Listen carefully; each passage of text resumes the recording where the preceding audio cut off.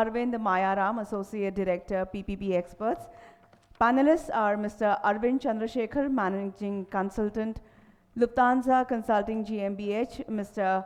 Matthias Engler, Managing Director of Fraport Project Office, Delhi, Fraport AG, and Mr. Sunil Kapoor, Chairman, Travel Food Services Private Limited. Could I request the session moderator as well as the panel to please take their seats on the dais while I will read through the introductions. Mr. Arvind Mayaram, Associate Director, PPP Experts, was earlier the Finance Secretary of India and has been the alternate Governor of India on the board of World Bank of the ADB, African Development Bank, was also on board of Reserve Bank of India and the Securities Exchange Board of India. He was India's chief negotiator for BRICS New Development Bank and co-chair of Framework Working Group of G20. In the state of Rajasthan, he worked as Investment Commissioner, Secretary Industries and Commerce and Tourism Secretary. He has also had experience of senior management positions in several public sector enterprises. He was one of the founder members of the World Association of Investment Promotion Agencies. In addition to many other important initiatives in building institutions, he conceived the UPP, the unique PPP structure for Project Development Company of Rajasthan, National Skill Development Corporation, National Skill Development Trust, the foundation stones of National Skill Development Mission in India. Panelist Mr. Arvind Chandrasekhar, Managing Consultant, Lufthansa Consulting GmbH. He's a management consultant professional with wide international experience advising top-tier clients in Europe, South Asia, USA, Australia and Singapore. Currently, he leads consulting project teams and is responsible for project delivery, client satisfaction, team experience and growth and project profitability. He also actively supports sales efforts with a particular focus on South Asia. His key areas of expertise include airline corporate and growth strategy, business planning, customer experience, acquisition, satisfaction and loyalty. Mr. Matthias Engler was with us in the morning, so I will not introduce him again. Mr. Sunil Kapoor, Chairman, Travel Food Services Private Limited, considered by many as the father of modern food retail in the country. He is a visionary business leader, highly acknowledged for infusing innovation into the food and beverage sector in India. He has been recognized for creating iconic brands such as Copper Chimney and as the inspiration behind the establishment of Pan India Food Solutions, a conglomerate with over 140 food outlets across India. For his ongoing and exemplary efforts in the field of airport F&B, he was honored with the most outstanding individual contribution to Airport Food and Beverage Award at the Airport Food and Beverage Conference and Awards organized by Moody Report in Manchester. With those words, I request the session moderator to please take charge. Thank you.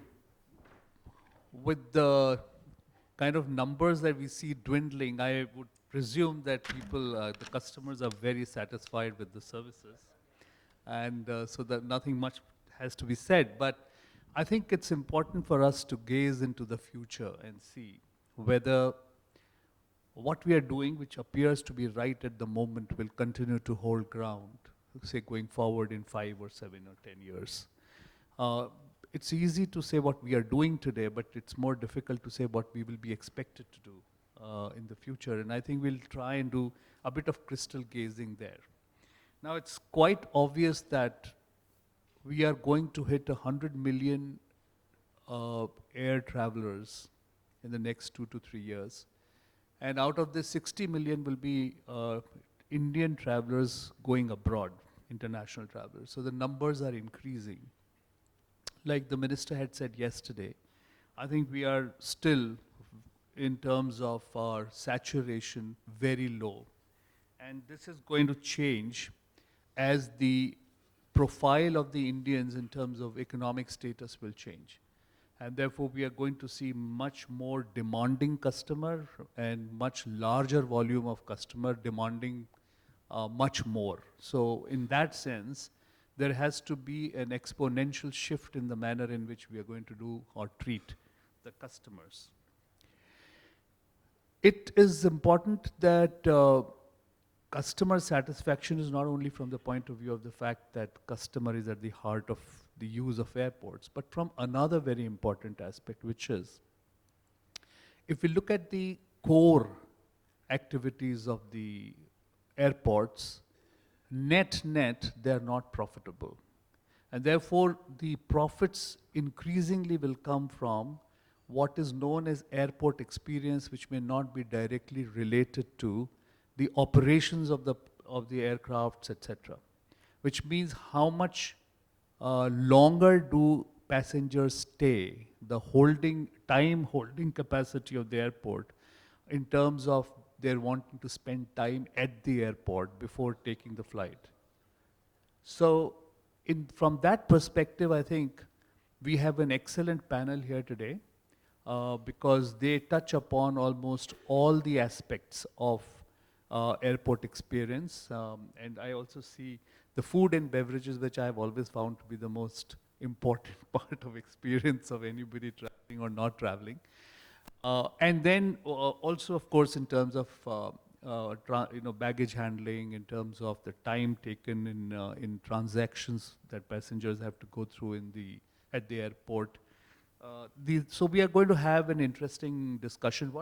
I'm going to plan and do is this: we will not last 1 hour, because I think I can already see there is a fatigue in the audience in listening to very long panel discussions and so on. So let's keep it crisp. Let's try and finish it in about 45 minutes. So we give, so each one of us could have, the panelists, I would request to make an opening statement in terms of their operations in the airport sector, and how they see going forward it's going to change. And then we will move from there to discussions amongst ourselves, and then open it to the audience. So perhaps if we take about 5 to 7 minutes to open, and then in the second round take another 3 or 4 minutes, I think we would be well within 45 minutes with the discussions.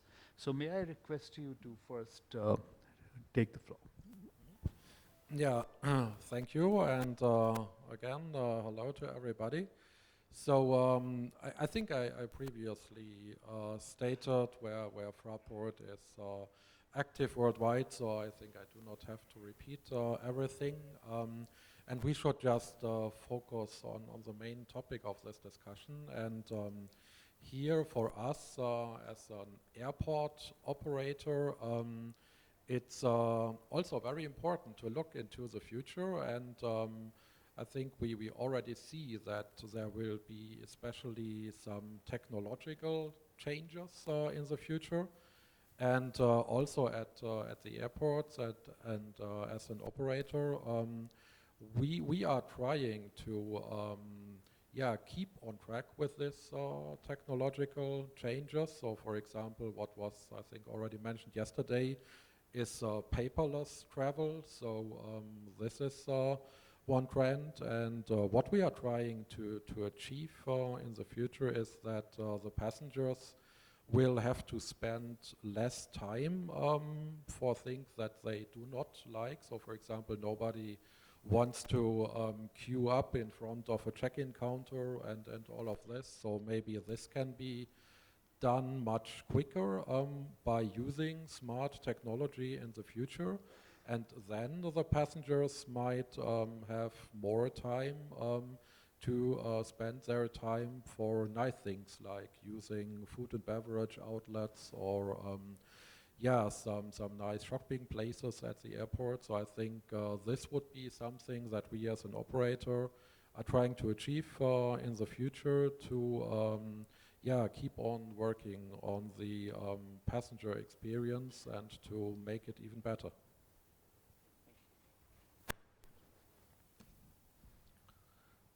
Good afternoon.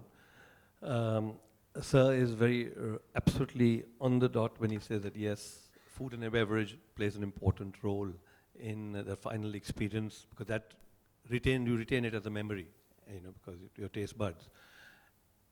And absolutely, the critical point was how much time the passenger spends in the airport to experience a good feeling. In fact, the dwell time has become very critical, and that's where food operators, retailers, other non-aeronautical partners play a very important part in enhancing that experience at the airports. We, in our own small way, have played an important role for that. Maybe a decade now since we got into this sector. And when I still remember when Bombay Airport originally opened, and we were talking to the owners, and there were only 2 or 3 or 4 outlets at the airport, and that was how the business went. And when we came up and said we'd like to open 25 outlets, they looked at us and said, you know what you're doing, because it means more investment, and how would you make this project viable? We were confident. We believed that impulse is created automatically when you see good food, like you see it when you see good retail offering also. And we went into that, and then the Indian success story automatically has been happening for all the airports, whether it's government, private, and business has gone forward. We have obviously always been trying to be innovative. We've learned from global partners which we are involved with and had a great experience with, and picked up important points which fit into our psychology, our customer requirements. For example, there are certain areas where people prefer cold food, like sandwiches. It's a typical culture, but whereas in India, people want hot food. To give you an idea, we've actually, by impulse, in airports like Chennai, we've actually created from an earlier base of about 20 outlets, we've got about 85 outlets today at various corners. And an important part of it is also to deal with all price points, because you have customers from all walks of life. And I've been repeatedly hearing about rail parity and airlines, bringing fares down. And obviously with that, you have more and more the wider scope of, and like Sir rightly mentioned, the passenger traffic is increasing to such large volumes. So we've been trying to rise to that occasion and deliver foods to suit tea at different price points, coffee, basic necessities. Could be even a sandwich, could be even the local product, could be a batata vada, for example, in a city like Bombay, or could be an idli in Chennai. So each of these items need to be, because the perception otherwise can be that airports are outpriced, and people, but that's not true.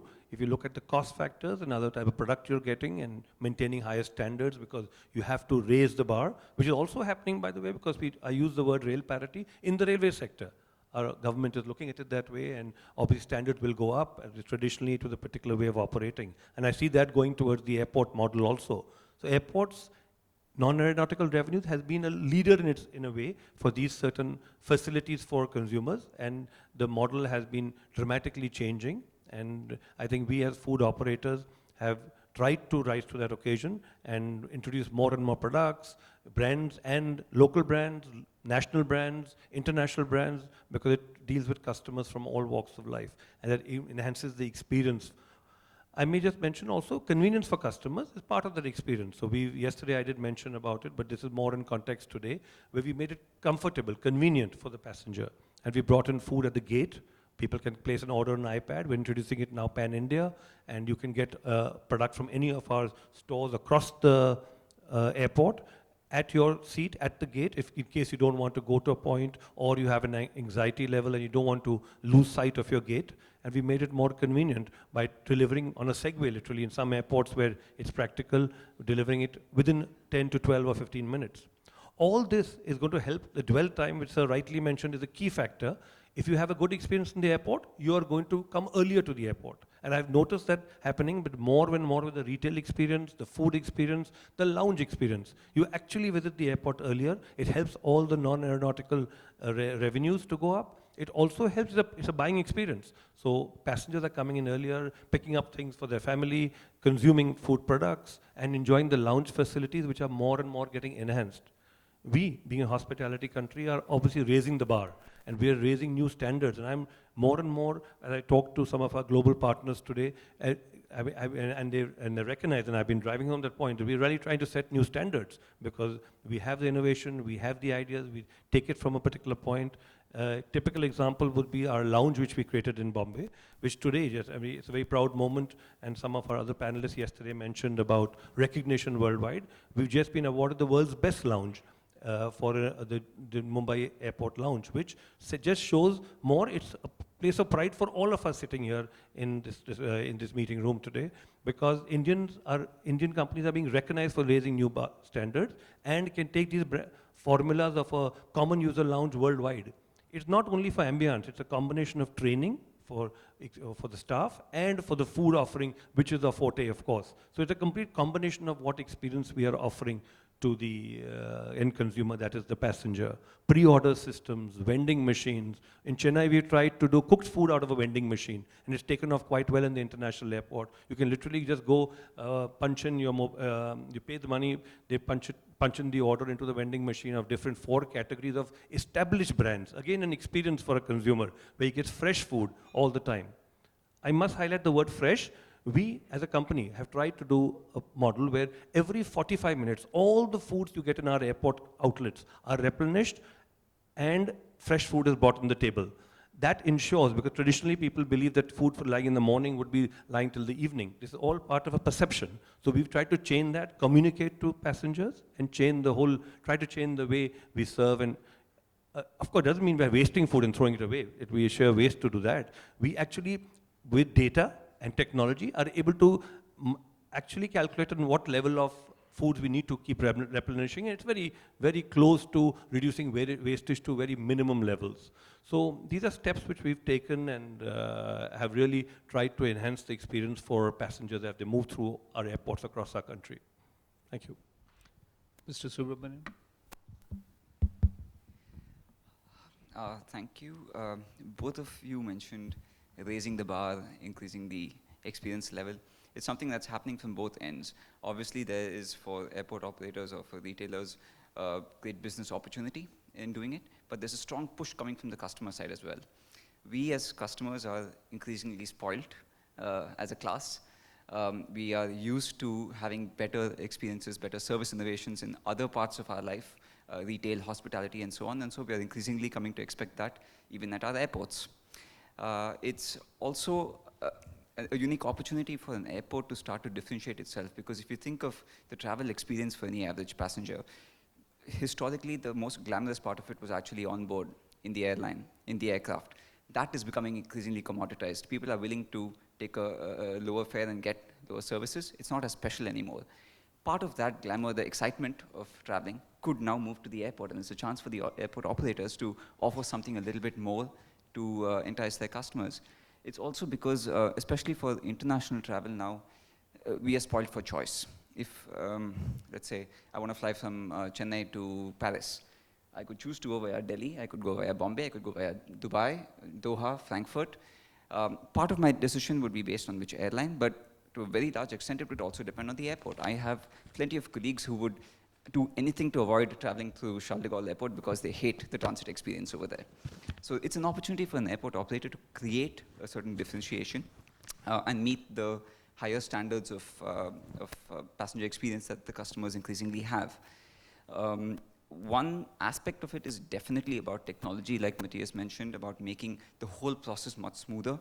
The typical bottlenecks where people are queuing up, where there's processes, where there are touch points, that is what needs to be sped up. We have the technology for it today. It's more the question of standardizing and making it implementable. But I do want to caution about that on 2 fronts. One, there are plenty of non-technology things also that you can do to improve the passenger experience. Small things related to the airport design itself, how you design your terminal space, the kind of facilities that you offer in the terminal, how you cater to, for example, family spaces and things like that. Those which are often independent of technology can also be major drivers of passenger experience. And secondly, one of the things that we see sometimes when we talk to our airport clients is technology is sexy, right? Everybody wants to implement the latest technology, but there's a danger of moving to technology for technology's sake. There's a need for an airport based on its specific type of customer profile, its size, its growth expectations, and its specific bottlenecks to decide what technologies to invest in now, what changes to make versus which ones can possibly come in later, because there is always a little bit of a trade-off, especially if you're a private investor, between the kind of investments you need to make now and the kind of ROI that you will get to see out of that. So I think those, from a passenger experience perspective, those are also important considerations to keep in mind. I hope in the course of this panel we will talk in a little bit more detail about some of these aspects, but I think those are useful concepts to keep in mind as we approach this topic. Thank you. So it's quite clear that there is a consensus on the panel that customers are going to become more demanding. They are already more demanding and they're going to become more demanding. However, there are solutions, both technology driven as well as non-technology driven, which will continue to address this issue. Now, something very interesting that would come up here, Mr. Engel, would be, are there any pain points of the kind which you find at the moment where technology is not being able to address, and where you think a lot of work is going on in terms of trying to find solution to that? Customer pain points where you think that technology has not yet come up to the mark in terms of the expectation and the demand of the customers. Yeah, so I think some of these points I already mentioned earlier, and we are working on this together with technology partners. So, for example, regarding the check-in process, to expedite this. This goes together also with the airlines, and it's usually, as an airport operator, we cannot implement all this alone. So we would need the airlines to cooperate when it's about check-in process and also baggage handling process to some extent. We have to cooperate also with authorities. So, for example, also regarding immigration, security. So these are also some points where the passengers are queuing up and sometimes have to wait for quite a long time. And also here we always try to find solutions to have a smooth process in this regard. But these are all fields that we cannot resolve alone as an airport operator, and because of this we are, and I can only speak for Fraport, but I know that the colleagues worldwide are doing the same, that we are in contact with solution providers, with airlines, with authorities to find solutions for these problems. And as it was also just stated, I think the passengers are not only getting more demanding, but also at some point more diverse. So on the one hand side, we have strong growth in low-cost traffic, and passengers might have different expectations than other passengers that are looking for more nice luxury lounges and some other experience. And we have diverse airports also in our portfolio. So we have big hub airports where we also have to organize transfer processes. We have tourist low-cost airports, and I think it's very important to look at the particular airport and the passenger profile of this airport, and then try to find tailor-made solutions for a particular airport. So it will be very difficult to find some kind of one-size-fits-all solution that can be applied everywhere. In this context, Mr. Subramaniam, what I'd like to know is this. There is this entire demand from the customer to make it easier, more seamless, paperless travel, and so on. On the other hand, the security perceptions are getting enhanced every day, as we see globally. There is much greater insecurity in terms of how, at what place, something untoward could happen. So between these two contradictory trends, how is it possible to find a balance which would be able to take care of the interest of the customer or an expectation of the customer, and at the same time ensure that security is not compromised? Yeah, security is unfortunately the biggest cloud hanging over the industry as a whole, and especially in Europe. I'm based in Frankfurt, and given what's been happening in Europe over the last year, it's a major issue.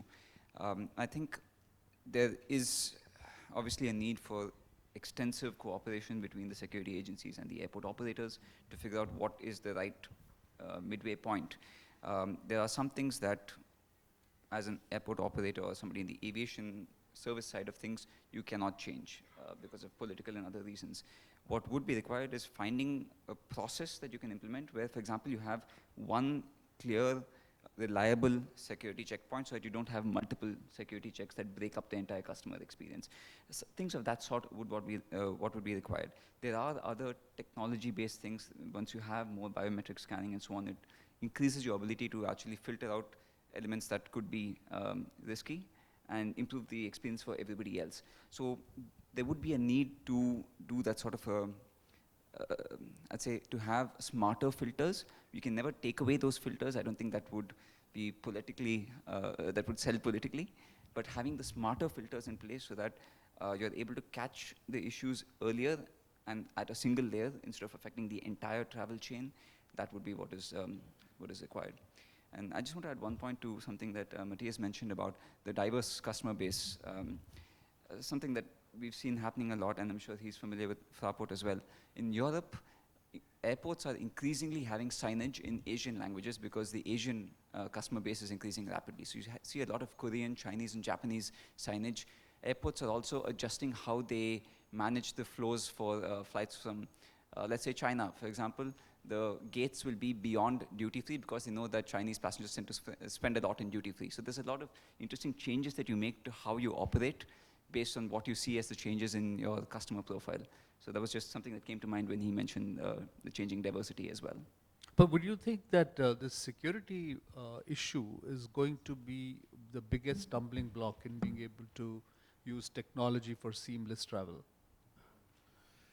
In general, the security issue is very important because when we are thinking about good passenger experience, so I think passenger can only really relax and feel good when he is feeling secure. So I think this is a basis that we all need to achieve.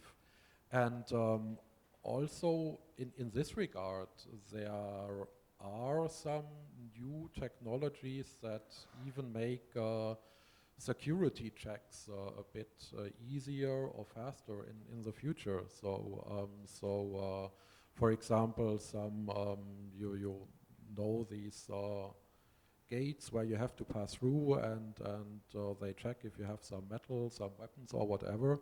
So in the future, it might just be that you do not have to stand there, even if it's only for 10 seconds, but just slowly pass through such a device, and then the check is done. And I think also in this regard, there might be some further technical solutions that make these security checks a bit easier and faster, but we will not get away from that. So I think this should be clear. So these security checks are very important, and everybody expects that they are done properly, and we will have to keep them. But nevertheless, we should try to also make this as smooth as possible in close cooperation also with the authorities, because in the end, this is something that always needs to be decided by the local authorities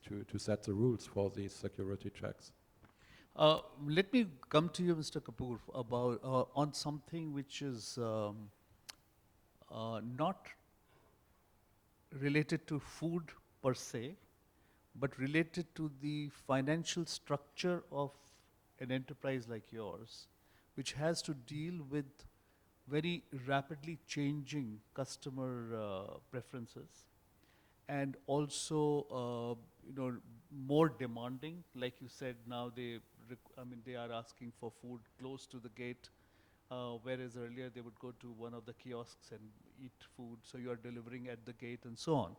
Now the cost for doing this or enhancing this experience is substantial. In terms of returns on this investment that you make, do you really see a correlation without making the food or the services so expensive that then you have a diminishing return on account of the cost? Yes, sir. Very true. And like Arvind rightly mentioned, customer demands are changing by the day, and we need to satisfy them. case study would be where we are working with Matthias, in the sense from Fraport, as in Delhi Airport, is where the demand changed completely and customers are more matured, understand more globalization, tastes change, and the customer profile also changed. And we have gone for a complete revamp of the airport. How do we deal with this? And from the F&B business perspective, which is much easier for private PPP projects than for maybe government-owned projects, is all we seek as an operator is an extension of time because of return of investment. That's all we need. Once we get that, then it is completely viable. We've done it beforehand in the case of Delhi at, I think, less than it's about 5 years, and we're going for a complete revamp of each and every store. We've already seen results. We've opened about 25% of the stores, and it's been a gradual makeover. And you've seen a lot of renovation happening, sir, in Delhi because you moved through that airport. And numbers have gone up.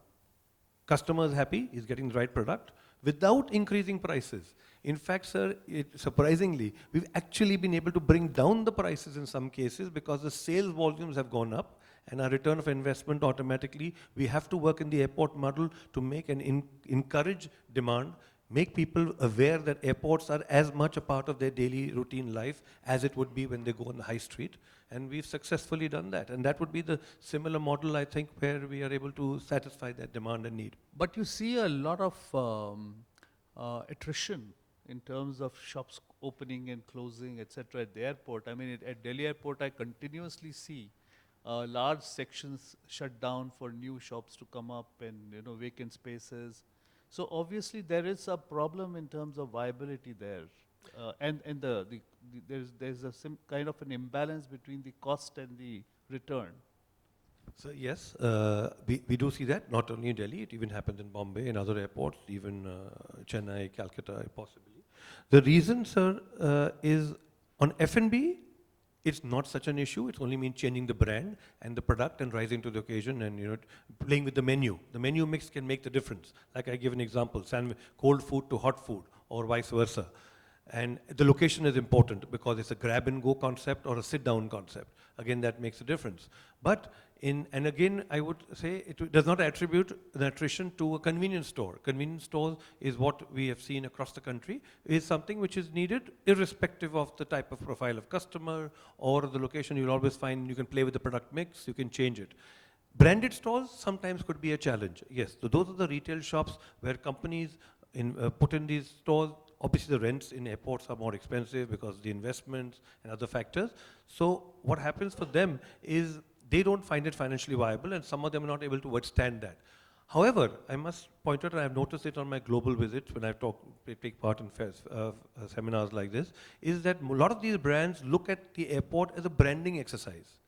So for them, the marketing advantage they get, they put a value to the brand just being present there, which gives a recall for themselves, and they take it next to the next level on the high street model. So it can be applicable there for certain larger organizations. Smaller brands obviously cannot withstand the pressure and would have to have the changes. So that's why that mix is there. I'm not so strong in the retail sector, but from my experience and when I speak in global forums, I've seen that is the area of concern for certain brands, and they're trying to find ways out. They can't change the mix of brand. For example, a Samsonite bag can only sell Samsonite. He can't move any other product into that. And the tender also allows them only to keep restricted to certain product range. A perfume shop could be able to be more flexible because they have a wide range of products and they can make it workable. That's why you find perfumes, sunglasses, or other multi-brand products being much more successful than a single brand outlet because it doesn't fit in with the customer psyche to pick it up at an airport. A very high-end brand may be only there for marketing but will not be practical from the point of financial viability of that store. That's where the change could be taking place at some stages. But one problem is, for however good the technology may be, physically the spaces are determined, and as was mentioned yesterday by the representative of the GMR, that you need to walk a long distance to get, and even if you have these what you call the travel letters. For instance, at the Mumbai airport, I've often seen if you are at the last gate, you travel almost half an hour to reach the exit. And that is an extremely, kind of unpleasant experience, especially when you're back from a long flight, you're tired, you want to get out, you want to go home, and you just keep walking at the airport. Now, how do you deal with something of this nature? Because you still need that many bays for the aircrafts, and therefore once you have those bays for the aircraft, then you need that kind of a space. So how do you think a solution could be found to that? Or if there is a solution? Yeah, so I think in general this is a problem of airports of a certain size, and when you have very big airports like here also in Mumbai or in Delhi, then yeah, I mean the building has a certain size, and then there are gates where you just have to walk some 100 meters. So that's not avoidable from certain size on. So what we are doing and what we are always trying is to design the airport buildings in a way that the passengers would not have to walk too long from the last gate of each pier to the exit or the other way around, and then we are trying to implement these travelators and all these technical items to make it easier for the passengers to move around. Then we have some gate taxis for disabled passengers or passengers who are not able to walk long distances, so that they can use this and get a smooth transport. And what we are also doing, and I can especially say that we are doing this in Frankfurt, we are also trying to do it at other airports where we are active, is if we have the possibility, especially at night or when there are not especially peak hours, then to position the aircraft in a way that the passengers do not have to walk long distances when it's not really necessary. So whenever there is a position available that is not too far away from the baggage claim and it fits to the respective aircraft, then we are also trying to do this to make it as easy as possible for the passengers. But in general, I have to say at big airports, it's not avoidable that passengers have to overcome quite long distances. If I can just add to that, sorry, there's he says it's not avoidable in certain airports because you will have a requirement of having a certain number of aero bridges and so on. But there are certain things you can do in terms of the design because of the psychology of how somebody actually transits through a space like that. Things like breaking up the monotony of the thing. If you're walking down one small tunnel all the way, your experience of that is significantly worse than if it is an open area with more natural light, more visual breakage of what you're seeing as you're going. And small things like mentioning how much time it will take them to get to a particular gate actually helps relieve the stress a little bit, as opposed to an unknown long dark tunnel towards their aircraft. Example, yes, in Malaysia, exactly what Arvind said, large walkways, so you don't feel, the distances are as long. They have travelators too, but as much, people don't complain there. Singapore airport, long walks, again, we don't have so much of complaint. And they mentioned the minutes, which makes a big difference. And also in airports like Bangkok, you have a similar situation. It's just that I think yesterday ThyssenKrupp, Ravi mentioned that they developed travelators which have a different speed point and they can increase the speed if the larger distances are there. That could be a solution to a certain level, and but especially airports which are a little curved becomes more of a challenge. But he also said that is also possible, there is a solution to that. But it's, and in departures you have breaking points like retail, duty-free, F&B. But in arrivals you don't have that except duty-free at the final destination, but not before that. So yes, you could make it more interesting, especially from a departure point of view. Would there be any questions from the audience before we wrap up? Yes, please.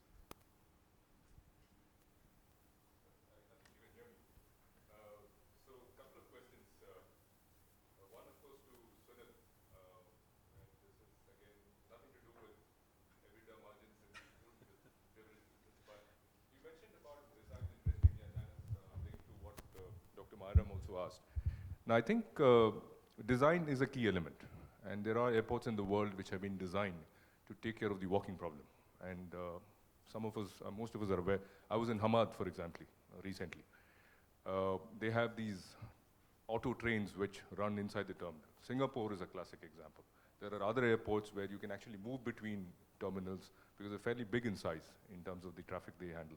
So I think there is a solution to that. But the big question in India is that is the government willing to invest in that kind of an airport? Hamad International Airport was built at $17 billion. And that's a key question that we should be asking ourselves because we are, unfortunately, whether you like it or not, a very price-sensitive nation. And we do make a lot of noise. While I agree that people don't make so much noise while buying branded stuff within an airport, especially on the non-aero side, when it comes to essential services or public services, there is this perception that I shouldn't be paying more. Even though the quality of service that they expect is to be benchmarked with the best in the world. So one, I think there is a design element which can be taken care of in future airports, but that comes with an added cost. So how do you see that being bridged between you and Matthias? I don't know who could take that question. Yeah. I think Matthias, more related to you. Yeah, that's a very, very valid question. So, and especially we as investors and as operators, we always have to deal with these questions, and it always depends on the requirements of the governments who are giving out concessions, yeah, in the end you get what you pay for, and it's clear when you are expecting very sophisticated solutions and high service level standards, then it might be that this costs something, and then it has to be invested. And for sure, as an investor, we finally also need to recover the investment. So this should be a question that especially the governments should ask themselves, and then also give an answer. So what do they really expect? So what requirements do they give to the operators when they are bidding out concessions? And then we can deal with that. But I think it's difficult if the expectation is in a way that world-class standards should be achieved, but it should be for nothing. So and this will not work.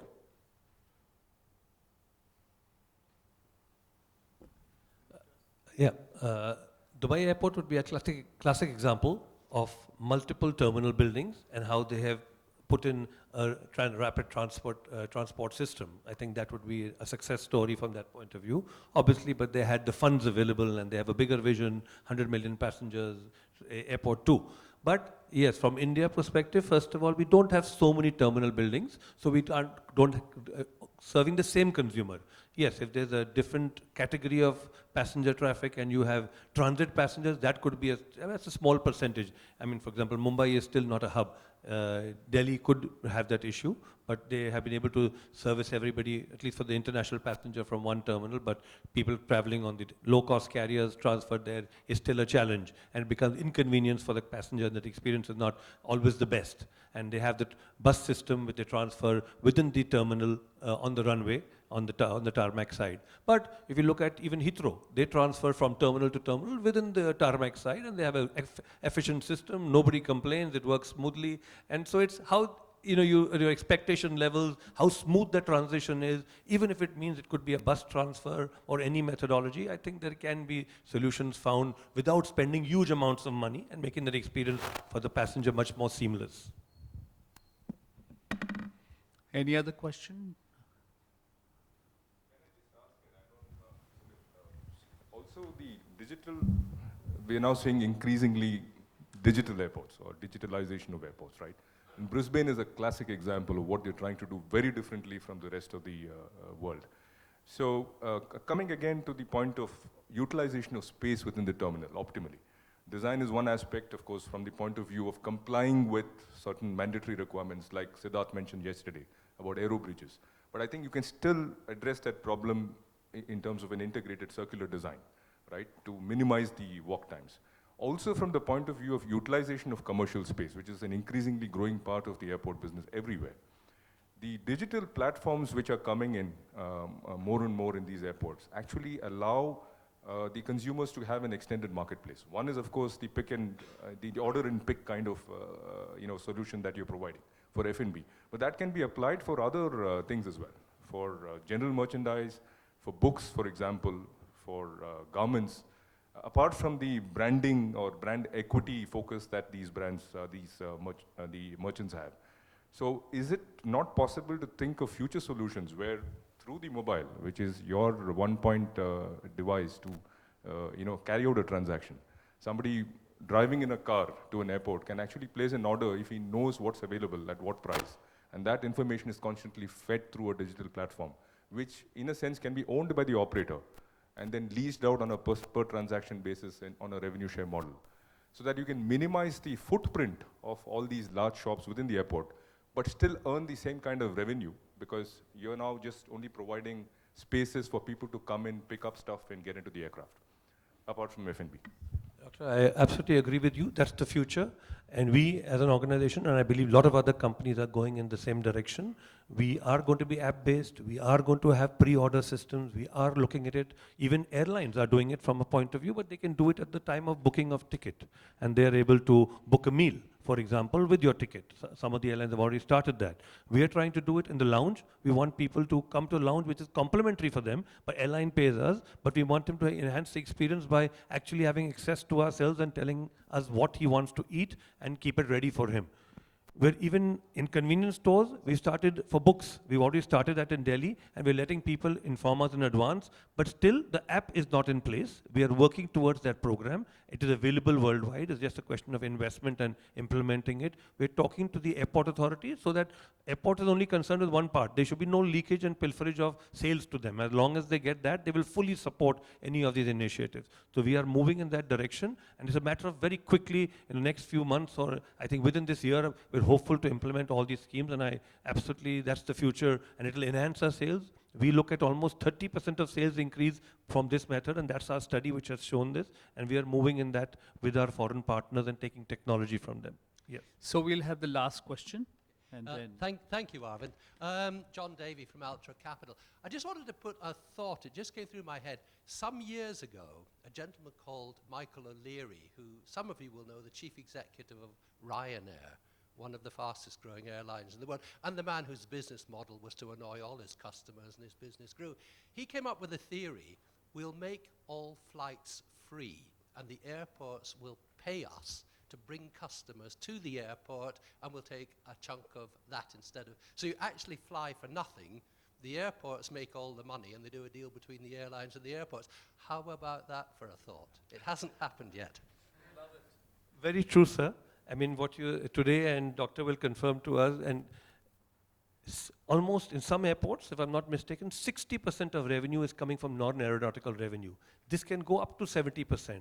As and more our airports become, take a typical example would be Amsterdam Airport, with the revenue which they earn from parking alone is so enormous, because people have long parking just periods and short term, and they're expensive, and the retail options which is inside the airport and outside the terminal building also on the land side. Singapore Airport is now going to be creating this new fabulous jewel concept, which is going to be a huge shopping experience, and they're actually marketing it as the next Clark Quay of Singapore. So these are the ways forward.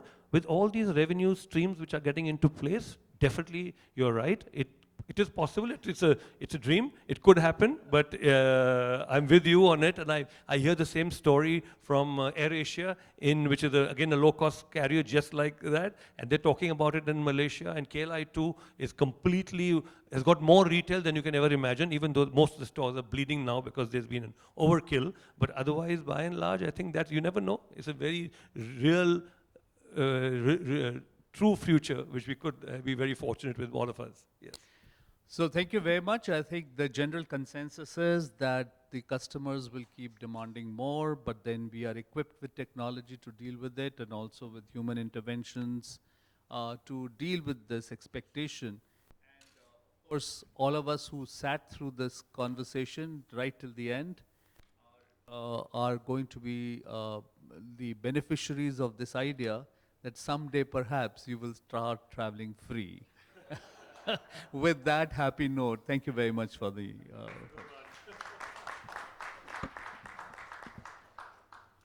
Thank you, sir. Could I request you as the session moderator to please present mementos to the panelists, beginning with Mr. Arvind Chandrasekhar, Managing Consultant, Lufthansa Consulting GmbH.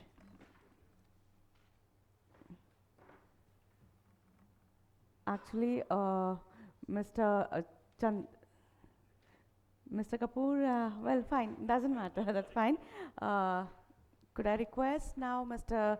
Sadak Chaudhary, CEO, PPP Experts, to please present a memento to Mr. Arvind Mayaram, Associate Director, PPP Experts. Volume. Thank you so much, gentlemen. Well, we now have a combined presentation from Mr. Sergei Samolis, PPP Experts, and Madam Elena Silkina, CFO, Pulkova Airport. The topic is how the first PPP project in Russia led to one of Europe's most admired airports, anatomy of a success story.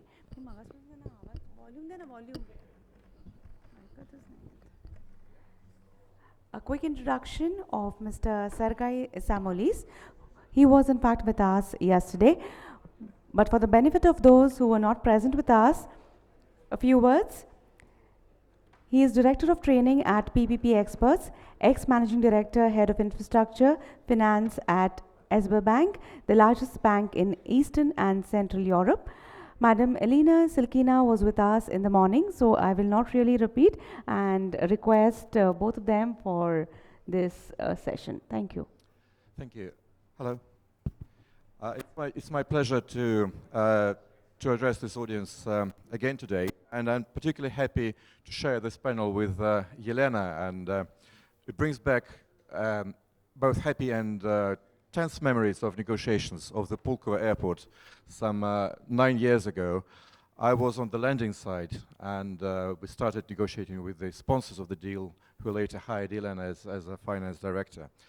So many things which we, as both of us are Russian, and we took intensive notes from this conference, other presentations of the Indian experience for Russia, but I believe some of the elements of the Russian airport experience is quite valid and interesting in the Indian context, and you shared some of those perspectives earlier today.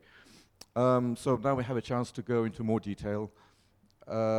Just one thing before you have a short presentation. I remember I was talking to one of the world's leading experts on project finance, Ned Yescombe, author of the books on PPPs and project finance, top selling on Amazon. And when I told him about the Pulkova airport, which got all of those Deal of the Year trophies in 2010, and he said there is a Deal of the Year curse in project finance, because usually the most complicated deals get Deal of the Year award, but that's the reason many of them collapse. And the amazing thing about Pulkova, not only did it got all those Deal of the Year awards, but it was a success in terms of getting operational in time, and I believe in terms of passenger numbers, revenues, and what's the admiration it enjoys in Europe now. So could you please tell us how you managed to do that and be successful throughout construction and the operation period?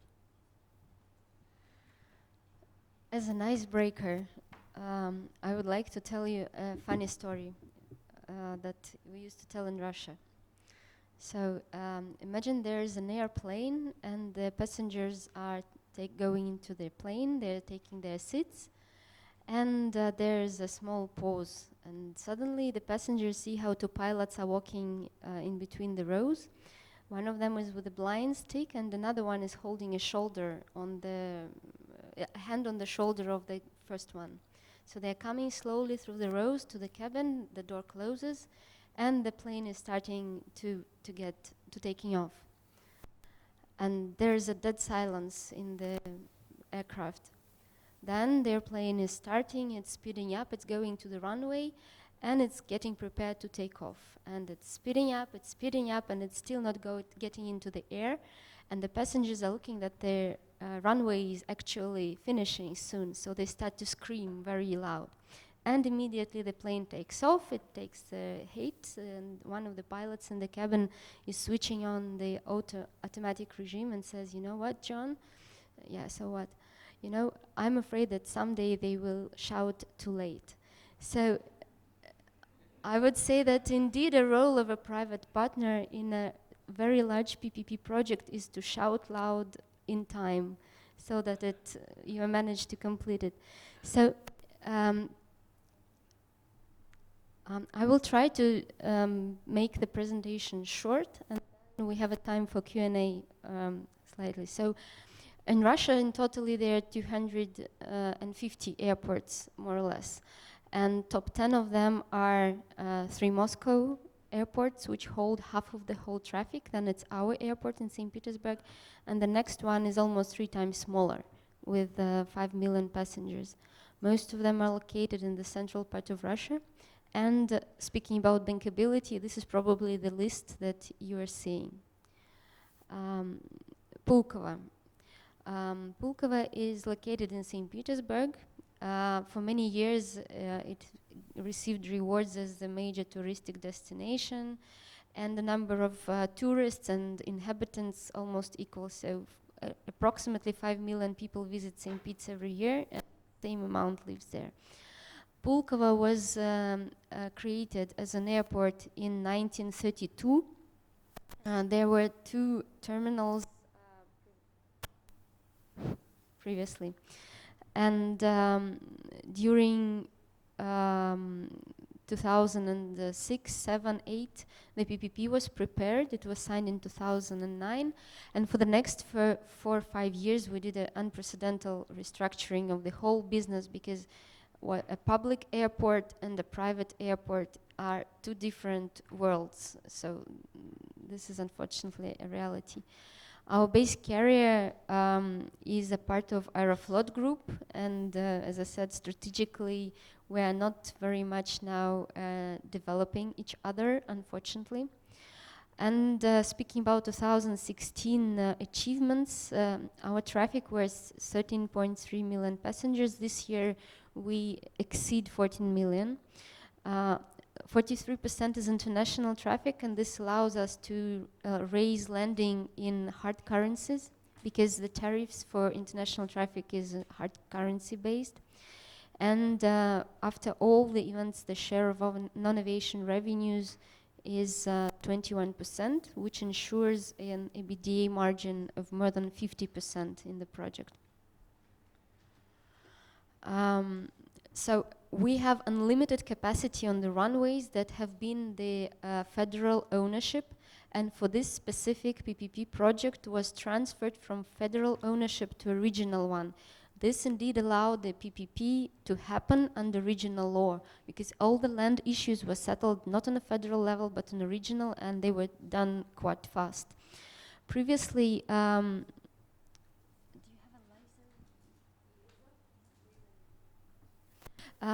previously, domestic and international terminals were split for 2 locations. And transfer passenger had to take a car or a taxi for approximately 4 kilometers to transfer from, for example, international to local flight. And the whole idea of the new terminal development was to consolidate airport infrastructure in between the runways to increase the efficiency of passenger management and ATMs. So I will show it here. So 2 parallel runways. Until the end of concession, we don't need neither refurbishment nor further construction of them. And this is the area in the middle.